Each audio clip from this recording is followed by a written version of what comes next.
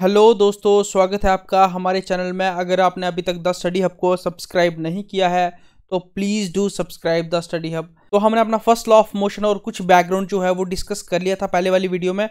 अभी हम second law of motion जो है वो डिस्कस कर लेंगे और थर्ड लॉ ऑफ मोशन जो है इस वीडियो में डिस्कस कर लेंगे। तो सेकंड लॉ ऑफ मोशन जो है वो क्या बताता है, वो फोर्स के बारे में बात करता है। ठीक है, इस बारे में बात करता है मैग्नीट्यूड ऑफ फोर्स। मैग्नीट्यूड क्या होता है? मैग्नीट्यूड ऑफ फोर्स के बारे में बात करता है। मैग्नीट्यूड का मतलब होता है एक न्यूमेरिक वैल्यू की कितनी फोर्स, क्वांटिटी में कितनी फोर्स। ठीक है, 1 न्यूटन, 2 न्यूटन, 3 न्यूटन। तो क्वांटिटी में जो बात होती है फोर्स की उसको हम कहते हैं मैग्नीट्यूड। तो ये किसकी बात करता है? मैग्नीट्यूड ऑफ फोर्स की बात करता है। Newton second law of motion क्या कहता है? Rate of change of momentum of the body is equal to और occurs in the direction of net applied force. जिस डायरेक्शन में आप फोर्स अप्लाई करेंगे, मतलब जो मोमेंटम होगा वो फोर्स के इक्वल होगा। ठीक है, मोमेंटम उतना ही होगा जितना आप फोर्स लगाएंगे। अब मोमेंटम किस पे डिपेंड करता है? वैसे मोमेंटम क्या होता है? मोमेंटम होता है क्वांटिटी ऑफ मोशन। क्या होता है? Quantity of motion. मोमेंटम का मतलब होता है क्वांटिटी ऑफ मोशन। और मोमेंटम किस पे डिपेंड करता है? मान लीजिए दो कार्स हैं, एक ये कार है, एक ये कार है।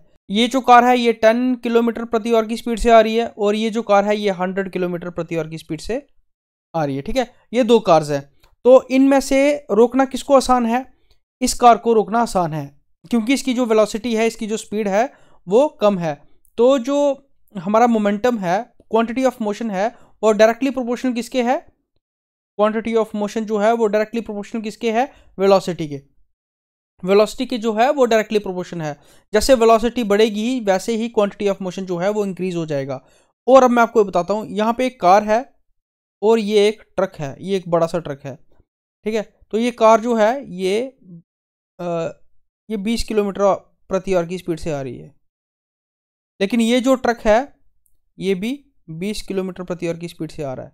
तो यहाँ पे रोकना किसको मुश्किल होगा? यहाँ पे रोकना जो मुश्किल होगा वो होगा ट्रक को रोकना मुश्किल, क्योंकि ट्रक का जो मास है वो ज़्यादा है। तो इसलिए जो क्वांटिटी ऑफ मोशन है वो मास के भी डायरेक्टली प्रोपोर्शनल होती है। तो rate of change of momentum is directly proportional to the force applied. Rate of change of momentum is directly proportional to the force applied.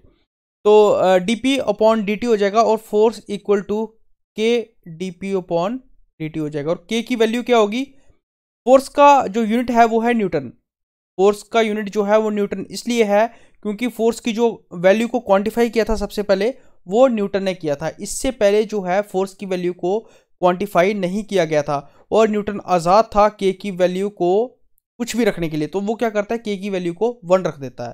क्या रखता है? के की वैल्यू 1 रखता है और F physical to dp upon dt जो है वो आता है।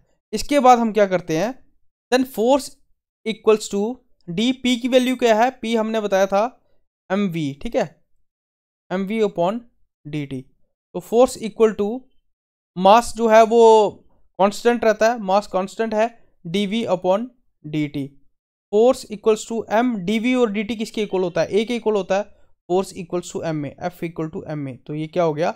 ये जो है force equals to m a जो है वो आ गया। तो force equals to m a जो है वो यहाँ पे हमारा डिराइव हो जाता है सेकेंड लॉ ऑफ मोशन की जो है इक्वेशन है। तो this is second law of motion जो हमें बताता है rate of change of momentum is directly proportional to the force applied. अब यहाँ पे Newton second law of motion की एक एग्जांपल दी है, पुशिंग अ कार्ट। ठीक है, अगर एक कार्ट है उसको टायर लगे है नीचे। ठीक है, एक कार्ट है, अगर उस कार्ट को हम पुश कर रहे हैं, अगर वो कार्ट खाली है, अगर उसका मास जो है वो कम है, मास अगर उसका कम है तो उस कार्ट को पुश करने में हमें कोई भी तकलीफ नहीं होगी। लेकिन उसी कार्ट का अगर जो मास है वो अगर ज़्यादा है, उस कार्ट का अगर मास जो है वो ज़्यादा है, तो हमें उस कार्ट को पुश करने में ज़्यादा प्रॉब्लम होगी, ज़्यादा हमें फोर्स लगानी पड़ेगी। तो it means mass has inversely proportional to the acceleration. जो मास है वो इन्वर्सली प्रोपोर्शनल किसके है? एक्सेलरेशन के। मास जो है वो inversely proportional to the acceleration. जितना ज़्यादा मास बढ़ेगा उतनी ज़्यादा आपको फोर्स लगानी पड़ेगी एक्सेलरेट करने के लिए और उतनी कम एक्सेलरेशन होगी। जितना कम मास होगा उतनी ज़्यादा एक्सेलरेशन होगी। तो इन्वर्सली प्रोपोर्शनल का मतलब यही होता है कि एक बढ़ता है तो दूसरा कम होता है और एक कम होता है तो दूसरा बढ़ता है। इसको बोलते हैं इन्वर्सली प्रोपोर्शनल। और डायरेक्टली प्रोपोर्शनल होता है एक बढ़ने से दूसरा बढ़े या दूसरे के बढ़ने से पहला वाला बढ़े, इसको बोलते हैं डायरेक्टली प्रोपोर्शनल। तो यहाँ पे जब मास बढ़ेगा तो मास बढ़ने से उसकी जो एक्सेलरेशन होगी वो कम होगी। Newton's third law of motion. Third law of motion का कहना है कि जो फोर्स होती है वो यहाँ पे पेयर्स में ऑकर होती है। किसमें? सेट ऑफ पेयर्स में आकर होती है, और ये जो फोर्स होती है सेम होती है और ऑपोजिट टू ईच अदर होती है। फॉर एग्जाम्पल, आपको एग्जाम्पल से पहले मैं एग्जाम्पल बता देता हूँ, तभी आपको समझ आएगी। जैसे हम चलते हैं रोड पे, जब चलते हैं, जैसे ये इंसान है, अगर ये रोड पे चल रहा है, तो जैसे ही ये धक्का देगा इस रोड को बैकवर्ड, तो रोड इसको क्या करेगी, ग्राउंड इसको क्या करेगी, आगे को पुश करेगी, तो जिस वजह से वो चल पाएगा। ठीक है, एक इंसान जब आप चलते हो तो अपने पैर से आप क्या करते हो, ग्राउंड को पीछे पुश करते हो और ग्राउंड आपको आगे पुश करती है, जिसकी वजह से आप चल पाते हो।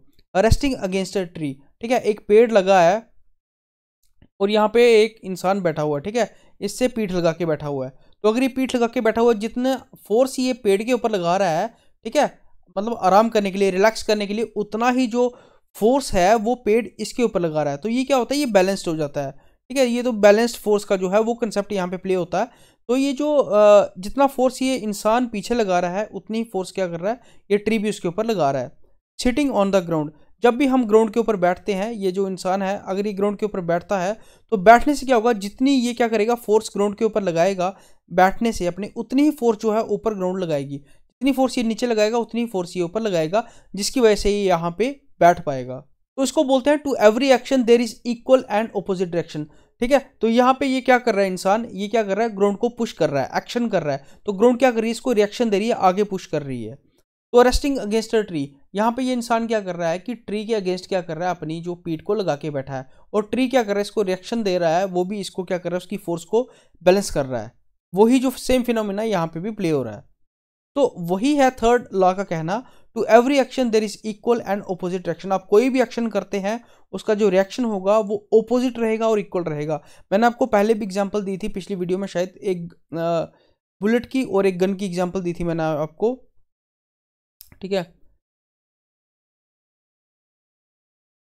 जैसे गन है, उसमें से हम बुलेट फायर करते हैं, तो बुलेट जो है वो ज़्यादा स्पीड से, ज़्यादा झटके से आगे जाती है, लेकिन एक गन जो है उसको जो रिकॉयल होती है वो कम होती है। वो ऐसा क्यों है, ऐसा भी है ना कि अगर बुलेट उतनी ज़ोर से आगे जा रही है, हम बोल रहे हैं इक्वल एंड अपोजिट डायरेक्शन, तो गन भी उतनी फास्ट जो है पीछे जानी चाहिए, लेकिन ऐसा नहीं होता, क्योंकि गन का जो मास है वो ज़्यादा है। ठीक है, क्या है, मास जो है ज़्यादा है। ये चीज़ मास पे भी डिपेंड करती है, जितना ज़्यादा मास होगा उतना जो रिएक्शन होगा वो कम हो जाएगा। ठीक है, मतलब रिएक्शन का जो इफेक्ट होगा वो कम हो जाएगा। F A equals to F minus B. ठीक है, एफ माइनस एफ बी, तो इसका माइनस का यही मतलब है कि यहाँ पे एक उल्टा रिएक्शन होगा और इक्वल होगा एकदम। तो ये थे 3 लॉज ऑफ मोशन, तो Newton's first law, second law और थर्ड लॉ। यहाँ पे आपको इनर्शिया का कंसेप्ट भी बताया, मोमेंटम का कंसेप्ट भी बताया। तो ये सब चीज़ें जो हैं वो वेरी सिंपल वे में बताई हैं, बहुत सिंपल हैं ये चीज़ें, आप समझेंगे तो काफ़ी अच्छे से आपको समझ आ जाएंगी। ठीक है, thank you so much and God bless you all.